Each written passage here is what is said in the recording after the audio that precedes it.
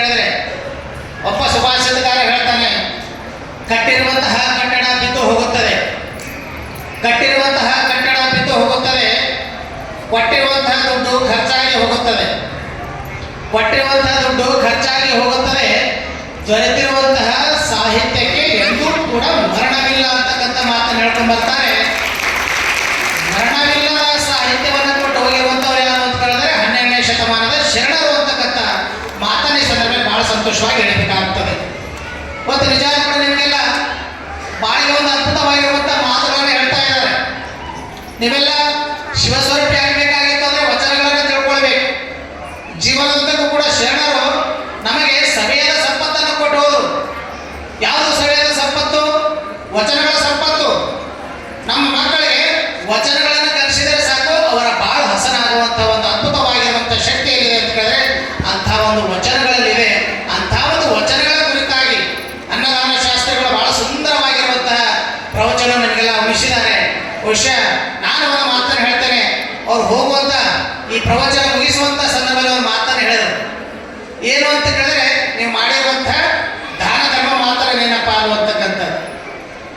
ಒಬ್ಬ ಸುಭಾಷಿತಗಾರ ಹೇಳ್ತಾನೆ, ಜೀವ ಹೋದ ಮೇಲೆ ದೇಹ ಮಣ್ಣು ಪಾಲು, ಜೀವ ಹೋದ ಮೇಲೆ ದೇಹ ಮಣ್ಣು ಪಾಲು, ಅಸ್ಥಿ ಗಂಗೆಯ ಪಾಲು, ಅಸ್ಥಿ ಗಂಗೆಯ ಪಾಲು, ಆಸ್ತಿಗಳ ಮುಂದೆ ಕೊಂದು ಅಳುವವರ ಪಾಲು, ಮಗ ಹಾಕುವ ಪಿಂಡ ಕಾಗೆ ಪಾಲು, ಮಗ ಹಾಕುವ ಪಿಂಡ ಕಾಗೆ ಪಾಲು.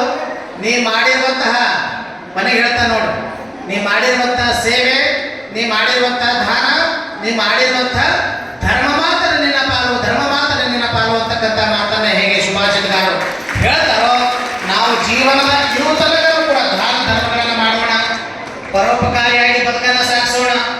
ಆದರೆ ನಮ್ಮ ಜೀವನ ಹೆಂಗಿದೆ ಅಂತ ಹೇಳಿದ್ರೆ ನೀರಿನ ಮೇಲೆ ಕುಳ್ಳಿ ಇದ್ದಂಗೆ ಯಾವಾಗ ಹೋಗ್ತೀವಿ ಅನ್ನೋ ಗೊತ್ತಿಲ್ಲ.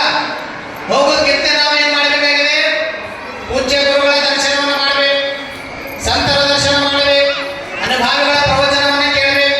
ನಮ್ಮ ಜೀವನ ಸಾರ್ಥಕವಾಗುತ್ತದೆ. ವಯಸ್ಸಾಗಿ ಹೆಂಗ ಬಂದ್ವಿ ಹೆಂಗ ಹೋದ್ವಿ ಅಂದ್ರೆ ಜೀವನಕ್ಕೆ ಲಕ್ಷಣ ಬರಕ್ಕೆ ಸಾಧ್ಯ ಇಲ್ಲ. ಒಬ್ಬ ಅನುಭಾವಿ ಹೇಳ್ಕೊಂಡ್ ಬರ್ತಾನೆ, ಏನು ಅಂತ ಹೇಳಿದ್ರೆ ಏಕ್ ಸಮಾನ ಐಸಾ ಥಾ, ಹೇಳ್ತಾನೆ ಏಕ್ ಸಮಾನ ಐಸಾ ಥಾ ಸಾರೆ ಜಹಾಂ ಕೆ ಮಾಲಿಕ್ थे, एक समान ऐसा था सारे जहां के मालिक थे, जब दुनिया से निकली तो, जब दुनिया से निकली तो दोनों हाथ खाली थे, दोनों हाथ खाली थे ಅಂತ ಈ ಜಗತ್ತನ್ನ ಬಿಟ್ಟು ಹೋಗಬೇಕಾಗಿತ್ತು ಅಂದ್ರೆ ನಾವು ಆಸ್ತಿ ಅಂತಸ್ತು ಹೊಲ ಮನೆ ಗಾಡಿ ಕೂಡ ಎಲ್ಲವನ್ನ ಬಿಟ್ಟು ನಾವು ಕೇವಲ ಬರಿಗೈಯಿಂದ ಹೋಗ್ತೀವಿ. ಹೀಗಾಗಿ ಹೋಗೋಕ್ಕಿಂತ ಮುಂಚೆ ಏನ್ ಮಾಡೋಣ ಅಂದ್ರೆ ಇಂಥ ಪ್ರವಚನ ಸತ್ಸಂಗ ಅನುಭಾವಿಗಳ ದರ್ಶನವನ್ನು ನಾವು ಮಾಡಿದ್ವಿ ಅಂದ್ರೆ ನಮ್ಮ ಜೀವನ ಸಾರ್ಥಕ ಬದುಕಾಗ್ತದೆ ಅಂತಕ್ಕಂಥ ಮಾತನ್ನ ಈ ಸಂದರ್ಭದಲ್ಲಿ ಬಹುಶಃ ಬಸವಣ್ಣವರ ದೂರದೃಷ್ಟಿ, ಅವ್ರ ವ್ಯಕ್ತಿತ್ವ ಹೆಂಗಿತ್ತು ಅಂದ್ರೆ ವಚನವೆಂದರೆ ಬರೀ ಪದವಲ್ಲ, ವಚನವೆಂದರೆ ಬರೀ ಪದವಲ್ಲ, ವಚನವೆಂದರೆ ಬರೀ ಮಾತಲ್ಲ, ವಚನವೆಂದರೆ ಬರೀ ಮಾತಲ್ಲ, ವಚನವೆಂದರೆ ಅದು ಪಟ್ಟ ಮಾತಲ್ಲ. ಭಾಷೆ ಬಂತೇವೆ ನೋಡ್ರಿ ನಾವು, ಅಂದ್ರೆ ವಿವರಣೆ ಮಾಡಕ್ ಹೋಗ್ತಾ ಇಲ್ಲ, ಯಾಕಂದ್ರೆ ಸಮಯ ಕಡಿಮೆ ಅದ.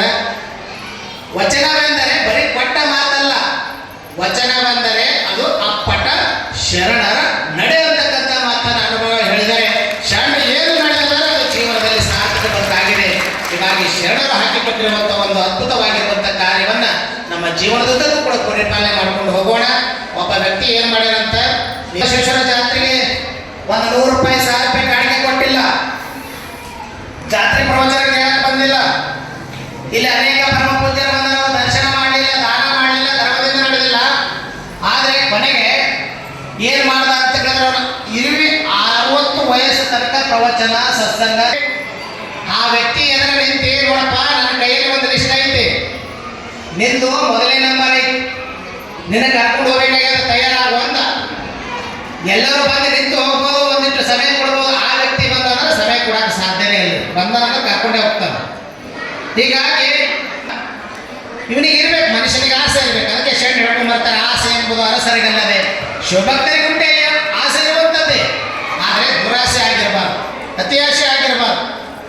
ಈ ಮನುಷ್ಯ ಏನು ಮಾಡೋದಂದ್ರೆ 60 ವಯಸ್ಸು ಆಗಿದ್ರು ಕೂಡ ದಾನ ಮಾಡಿಲ್ಲ, ಧರ್ಮ ಮಾಡಿಲ್ಲ, ಪರೋಪಕಾರ ಮಾಡಲಿಲ್ಲ, ಗುರುಗಳನ್ನ ದರ್ಶನ ಮಾಡಿಲ್ಲ, ಪ್ರವಚನಕ್ಕೆ ಬಂದಿಲ್ಲ, ಎಲ್ಲೋ ಕೂತ್ಕೊಂಡು ಎಲ್ಲ ಕಾಲ ಹಂಟೆ ಮಾಡಿ 60 ವರ್ಷ ಕಳೆದಿದ್ದ. ಅವಾಗ ಅವ ಅಂತಾನೆ, ಆಯ್ತಪ್ಪ ನಿನ್ನ ಕೊನೆಯ ಆಶೆ ಏನದ? ಅವಾಗ ಈ ವ್ಯಕ್ತಿ ವಿಚಾರ ಮಾಡೋದು ಅತಿ ಆಶೆ ಆಗಿತ್ತು. ನೋಡಪ್ಪ ಕರ್ಕೊಂಡಂತೂ ಹೊಲಕ್ಕೆ ಬಂದೀವಿ, ಕೈಯಲ್ಲಂತೂ ಲಿಸ್ಟ್ ತೋರ್ಸಕತ್ತಿದೆ. ಹಾ, ನಿನ್ನ ಮೊದಲೇ ನಂಬರ್ ಆಯ್ತು. ನಿಂದ ಆಗಿದ ಮೇಲೆ 29 ಜನರಿಗೆ ಕರ್ಕೊಂಡು ಹೋಗ್ಬೇಕಾಗ್ಯಾವ. ಅದಕ್ಕೆ ನೀ ತಯಾರಾಗ ಬಂದಾಗ ನಿಮ್ಮ ಅಂದ ಇಬ್ರು ಕೂಡ ಚಾಯ್ ಕುಡಿದು ಹೋಗೋಣ ಅಂದೇವ. ನನ್ನ ಕೊನೆ ಎಷ್ಟು ಚಾಯ್ ಕುಡಿದು ಹೋಗೋದ ಆಯ್ತು ಅಂತ ವಿಚಾರ ಮಾಡಿ ಅಡುಗೆ ಮನೆಗೆ ಹೋದ್ರಿ. ಅತಿ ಆಸೆ ಆಗಿತ್ತು. ಅಡುಗೆ ಮನೆಗೆ ಹೋಗಿ ಚಾಯ್ ಮಾಡ್ದ. ಚಾಯ್ ಒಳಗೆ ಮೂರ್ಛೆ ಬೀಳುವಂಥ ಔಷಧ ಹಾಕ, ಏನಂತೀರಿ, ಬೇವಿಸ್ ಬೀಳುವಂಥ ಔಷಧ ಹಾಕದ. ಹಾಕಿ ತಗೊಂಡು ಬಂದ. ಇಬ್ರು ಚಾಯ್ ಕುಡಿಯುವಂಥ ಸಂದರ್ಭದೊಳಗೆ ಇವ ಕುಡಿಲಿಲ್ರಿ, ಅವನಿಗೆ ಕುಡಿಸಕತ್ತಿದ್ದ. ಅವ ನಿರ್ಮಲ ಮನಸ್ಸಿನಿಂದ ಏನು ಮಾಡ್ದ, ಚಾಯ್ ಕುಡ್ದ. ಚಾಯ್ ಕುಡಿದ ಒಂದು 10 ನಿಮಿಷ ಆಗಲಿಲ್ಲ, ಮೂರ್ಛೆ ಬಿದ್ದು ಬಿಟ್ಟ. ಬಿದ್ದು ಬಿಟ್ಟಿದ ಮೇಲೆ ಅವನ ಕೈಯಲ್ಲಿ ಒಂದು ಲಿಸ್ಟ್ ಇತ್ತು ನೋಡ್ರಿ. ಒಂದು ಲಿಸ್ಟ್ ಇತ್ತಿಲ್ಲ. ಇವ ಏನು ಮಾಡೋದ ಅಂದ್ರೆ ನನಗೆ ಕರ್ಕೊಂಡು ಹೋಗಕ್ಕೆ ಬಂದಾನ. ಇದು ಮೊದಲೇ ನಂಬರ್ ಕೆಡಿಸ್ಬೇಕು, 30ನೇ ನಂಬರ್ಗೆ ಬರೀಬೇಕು. 30 ಜನರಿಗೆ ಕರ್ಕೊಂಡು ಹೋಗ್ಬೇಕಾಗ್ತದೆ. ಒಂದು 4-5 ದಿನ ಹತ್ತದ ಅಂತ ವಿಚಾರ ಮಾಡಿ ತನ್ನ ಹೆಸರು 30ನೇ ನಂಬರಿಗೆ ಹಾಕದ.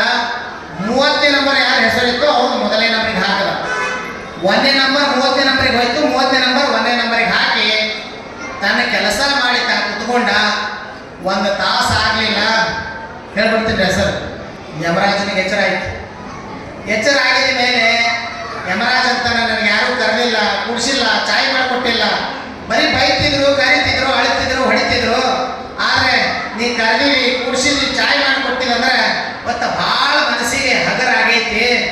ಅದಕ್ಕೆ ಇವತ್ತು ನಿನಗೆ ಡಿಸ್ಕೌಂಟ್ ಕೊಡಕತ್ತೀನಿ ಅಂದವ ಯಮರಾಜ.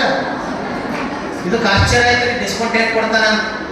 ಅಲ್ಲ, ನೀನು ಭಾಳ ಉಪಕಾರ ಮಾಡಿದಪ್ಪ, ಚಾಯ್ ಮಾಡಿಕೊಟ್ಟಿದ್ದೆ, ಭಾಳ ಆನಂದ ಆಗೈತಿ ಮನಸ್ಸು. ಅದಕ್ಕೆ ಇವತ್ತ ಮೊದಲನೇ ನಂಬರಿಂದ ಚಾಲು ಮಾಡಂಗಿಲ್ಲ, ಲಾಸ್ಟ್ ನಂಬರಿಂದ ಚಾಲು ಮಾಡ್ತಾನ. ಲಾಸ್ಟ್ ನಂಬರ್ ಯಾರ್ದಿತ್ರಿ? ಒಂದೇ. ಹೇಳುವಂತ ತಾತ್ಪರ್ಯ ಅಂತ ಕೇಳಿದ್ರೆ, ದೇವರ ಮನೆಯಲ್ಲಿ ಈ ಜಗವೆಲ್ಲ, ಬಾಡಿಗೆದಾರರು ಜೀವಿಗಳೆಲ್ಲ. ನಾವು ನೀವೆಲ್ಲರೂ ಕೂಡ ಕೇವಲ ಬಾಡಿಗೆದಾರರಿದ್ದೀವಿ. ಯಾವಾಗ ಭಗವಂತನ ಕರೆ ಆಗ್ತದೆ ಏನೋ ಗೊತ್ತಿಲ್ಲ. ಆ ಕರೆ ಆಗೋಕ್ಕಿಂತ ಮುಂಚೆ ನಾವೇನು ಮಾಡೋಣ, ಇಂಥ ಪ್ರವಚನ ಸತ್ಸಂಗದಲ್ಲಿ ಭಾಗಿಯಾಗಿ ಒಂದಿಷ್ಟು ಕೊತ್ತಲ ಬಸವೇಶ್ವರ ಸೇವೆಯನ್ನು ನಾವು ನೀವೆಲ್ಲರೂ ಕೂಡ ಮಾಡೋಣ ಅಂತಕ್ಕಂಥ ಮಾತನ್ನ ಈ ಸಂದರ್ಭದಲ್ಲಿ ಬಹಳ ಸಂತೋಷವಾಗಿ ಹೇಳಬೇಕಾಗ್ತದೆ. ಇವತ್ತು ಸದಾಶಿವ ಅಪ್ಪಗಳು ಹಸನ್ಮುಖಿ ಪರಮ ಪೂಜ್ಯರು ಬಹುಶಃ ಪಾದಯಾತ್ರೆ ಮುಖಾಂತರವಾಗಿ ಬಸವ ಕಲ್ಯಾಣಕ್ಕೆ ಬಂದಾಗ ನಾವೆಲ್ಲ ನಮ್ಮ ಭಾಗದ ಎಲ್ಲ ಸ್ವಾಮಿಗಳು ಅವ್ರ ಜೊತೆ ಹೆಜ್ಜೆಗೆ ಹೆಜ್ಜೆ ಹಾಕಿದ್ವಿ. ಅವಾಗ ಸುಮ್ಮನೆ ಹಾಗೆ ಮಳೆ ಬರ್ತಾ ಇತ್ತು. ಆದರೆ ನಾವೆಲ್ಲ ಏನೇನೆಲ್ಲ ಹಾಕೊಂಡು ಬಂದಿದ್ವಿ.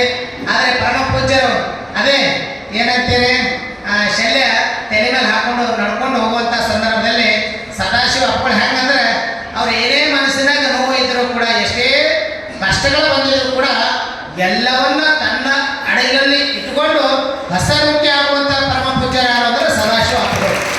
ಅಂದರೆ ಬಹುಶಃ ಇಷ್ಟೆಲ್ಲ ಮೈ ತೊಳೆಯಕತ್ತಿದ್ರು ಕೂಡ ಭಾಳ ನಗನಗುತ್ತಾ ಹೆಚ್ಚಿಗೆ ಹೆಚ್ಚೆ ಹಾಕಿದ್ವಿ, ಧ್ವನಿಗೆ ಧ್ವನಿ ಕೂಡಿಸಿದ್ವಿ. ಮತ್ತು ನಾವೆಲ್ಲ ಅಂದ್ವಿ, ಸಭಾಭವನದಾಗ ಬಂದಿದ ಮೇಲೆ ಅಪ್ಪಗಳ ನಾವ್ಯಾರು ಮಾತಾಡಂಗಿಲ್ರಿ, ತಾವೇ ಮಾತಾಡ್ರಿ ಎಂದಾಗ ನಮ್ಮೆಲ್ಲರ ಆಶೀರ್ವಚನ ತಾವೇ ಮಾತಾಡ್ರಿ ಎಂದಾಗ ಸುಮಾರು ಅರ್ಧ ತಾಸು ಗಂಟಲೆ ಬಹುಶಃ ಇಲ್ಲಿರುವಂತಹ ಕೊತ್ತಲ ಬಸವೇಶ್ವರ ಸುವರ್ಣ ಜಯಂತಿ ಮಹೋತ್ಸವದ ಬಗ್ಗೆ ಬಹಳ ಸುಂದರವಾಗಿರುವಂಥ ನಿರರ್ಗಳವಾಗಿ ಮಾತುಗಳನ್ನು ಆಡಿದರು. ಬಹುಶಃ ಭಗವಂತನ ಏನೇನು ಮಾಡ್ತಾನೋ ಗೊತ್ತಿಲ್ಲ, ಆದರೆ ಅವ್ರ ಮನಸ್ಸು ಬಹಳ ಚಂದ ಐತಂತೆ. ಬಹುಶಃ ಎಷ್ಟೋ ಜನರಿಗೆ ಆರೋಗ್ಯದಲ್ಲಿ ಏರುಪೇರಾಗಿದ್ರು ಕೂಡ ನಮ್ಮ ಮುಂದೆ ಕಾಣ್ತಾ ಇಲ್ಲ. ಆದರೆ ಒಂದು ದಿವ್ಯವಾಗಿರುವಂಥ ಶಕ್ತಿ ಏನು ಮಾಡ್ತಾ ಇದೆ ಅಂತ ಹೇಳಿದ್ರೆ, ಅದೇ ಸಾಕ್ಷಾತ್ ಕೊತ್ತಲ ಬಸವೇಶ್ವರ ಆಶೀರ್ವಾದನೇ ನಮ್ಮ ಸದಾಶಿವ ಅಪ್ಪಗಳಿಗೆ ಸಿಕ್ಕಿದೆ ಅಂತಕ್ಕಂಥ ಮಾತನ್ನ ಹೇಳ್ತಾರಲ್ಲ. ಎಲ್ಲಿ ಹಾನು ಪರಮಾತ್ಮ, ಎಲ್ಲಿ ಹಾನು ಬಲ್ಲಂತ ಮಹಾತ್ಮರಲ್ಲಿ ಬಲೆ ಹಾನು. ನಿಮ್ಮಲ್ಲೇ ಪರಮಾತ್ಮ ಇದ್ದಾನೆ. ಆದರೆ ಒಬ್ಬ ಗುರು ಆಗಿ, ಒಬ್ಬ ತಂದೆಯಾಗಿ, ತಾಯಿಯಾಗಿ ಎಲ್ಲ ರೀತಿಯಾಗಿ ಅವರ ಪಾಲನೆಯನ್ನು, ಪೋಷಣೆಯನ್ನು ತಾವೆಲ್ಲರೂ ಕೂಡ ಮಾಡ್ತಾ ಇದ್ದಾರೆ. ಗುರು ಅಂತಃಕರಣ ಆಶೀರ್ವಾದ ಮಾಡುವಂಥ ಕಾರ್ಯವನ್ನು ಮಾಡ್ತಾ ಇದ್ದಾರೆ.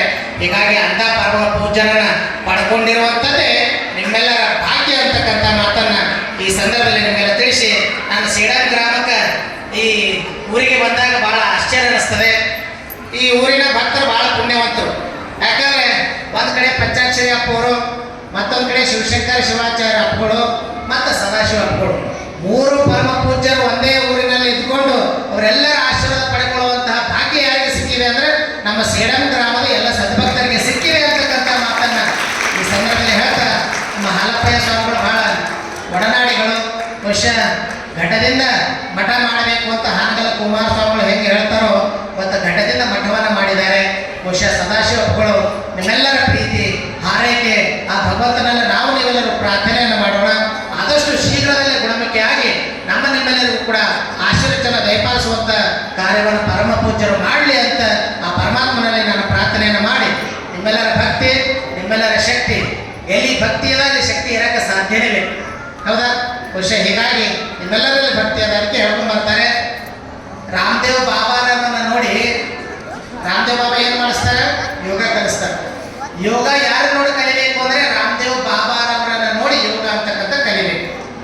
ಇನ್ನು ಧ್ಯಾನ ಅಂತಕ್ಕಂಥದ್ದು ಯಾರು ನೋಡಿ ಕಲಿಬೇಕು ಅಂದರೆ ರವಿಶಂಕರ್ ಗುರುಜಿಯವರನ್ನ ನೋಡಿ ಧ್ಯಾನ ಅಂತಕ್ಕಂಥ ಕಲಿಬೇಕು. ಮೆಡಿಟೇಷನ್ ನೀವೆಲ್ಲ ವಿದ್ಯಾರ್ಥಿಗಳಿದ್ದಾರೆ, ವಿದ್ಯಾರ್ಥಿ ದಿಶೆಯಲ್ಲಿ ಮೆಡಿಟೇಷನ್ ಮಾಡಬೇಕು. ಲಿಂಗ ಇತ್ತು ಅಂದರೆ ಲಿಂಗದ ಜೊತೆಗೆ ಮೆಡಿಟೇಷನ್ ಮಾಡಬೇಕು. ಬಸವಣ್ಣವರು ಅವತ್ತಿನ ಕಾಲದಲ್ಲೇ ತ್ರಾಟಿಕ ಜಪವನ್ನು ಮಾಡ್ಕೊಂಡು ಬಂದರು. ಆದರೆ ನಾವೆಲ್ಲ ಇವತ್ತು ಕೇವಲ ಪೂಜೆ ಮುಖಾಂತರವಾಗಿ ನಾವು ಪೂಜೆ ಮಾಡಕತ್ತೇವೆ. ಆ ಲಿಂಗದೊಳಗೆ ನಾವು ಏನು ಮಾಡಬೇಕು ಅಂದರೆ ಒಂದಿಷ್ಟು 5 ನಿಮಿಷ 10 ನಿಮಿಷ ಧ್ಯಾನದಲ್ಲಿ ಕೂತ್ಕೊಳ್ಬೇಕು. ಇನ್ನು ಧ್ಯಾನ ಯಾರನ್ನು ನೋಡಿ ಕಲಿಬೇಕು ಅಂದರೆ ರವಿಶಂಕರ್ ಗುರುಜಿಯವರನ್ನು ನೋಡಿ ಧ್ಯಾನ ಅಂತಕ್ಕಂಥ ಕಲಿಬೇಕು. ಇನ್ನು ಮಾತನಾಡೋದು ಯಾರು ನೋಡಿ ಕಲಿಬೇಕು ಅಂತ ಕೇಳಿದ್ರೆ ನರೇಂದ್ರ ಮೋದಿಯವರನ್ನು ನೋಡಿ ಮಾತನಾಡೋದು ಕಲಿಬೇಕಂತ. ಇನ್ನು ಸೀರೆ ಉಡೋದು ಯಾರು ನೋಡಿ ಕಲಿಬೇಕು ಅಂದರೆ ಸೋನಿಯಾ ಗಾಂಧಿಯವರನ್ನು ನೋಡಿ ಸೀರೆ ಉಡೋದು ಕಲಿಬೇಕಂತ. ಇನ್ನು ಲುಂಗಿ ಉಡೋದು ಯಾರು ನೋಡಿ ಕಲಿಬೇಕು ಅಂತ ಕೇಳಿದ್ರೆ HD ದೇವೇಗೌಡರನ್ನು ನೋಡಿ ಲುಂಗಿ ಉಡೋದು ಕಲಿಬೇಕಂತ.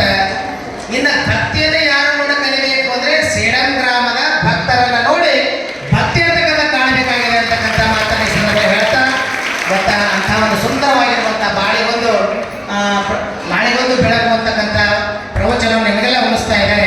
ಈ ಒಂದು ಅವಕಾಶ ನೀವ್ಯಾರು ಕೂಡ ದುರುಪಯೋಗವನ್ನು ಮಾಡ್ಕೊಳ್ಳಾರದೇ ಸಮಯ ಎಲ್ಲೋ ಕೂತ್ಕೊಂಡು ಕಳೀತೇವೆ. ಆದರೆ ಇಂಥ ಕಾರ್ಯಕ್ರಮದಲ್ಲಿ ಬಂದು ಒಂದಿಷ್ಟು ಅಮೂಲ್ಯವಾಗಿರುವಂಥ ಶರಣರ ಸಂದೇಶವನ್ನು ಜೀವನದುದ್ದಕ್ಕೂ ಕೂಡ ಪರಿಪಾಲನೆ ಮಾಡಿಕೊಂಡು ಹೋಗ್ರಿ ಅಂತಕ್ಕಂಥ ಮಾತನ್ನು ತಿಳಿಸಿ ಈ ಕಾರ್ಯಕ್ರಮ ಮಾಡಿರುವಂಥ ಎಲ್ಲ ಸಂಯೋಜಕರಿಗೆ ಪರಮ ಪೂಜ್ಯರಿಗೆ ನಮ್ಮ ಸದಾಶಿವ ಅಪ್ಪಗಳಿಗೂ ಕೂಡ ಇನ್ನೂ ಭಗವಂತ ಹೆಚ್ಚಿನ ಒಂದು ಶಕ್ತಿಯನ್ನು ಆ ಬತ್ತಲ ಬಸವೇಶ್ವರ ಕರುಣಿಸಲಿ ಅಂತಕ್ಕಂಥ ಮಾತನ್ನು ತಿಳಿಸಿ 12 ಮಾತುಗಳಿಗೆ ವಿರಾಮ ಕೊಡ್ತಾ ಇದ್ದೇನೆ. ಓಂ ಶಾಂತಿ ಶಾಂತಿ ಶಾಂತಿ.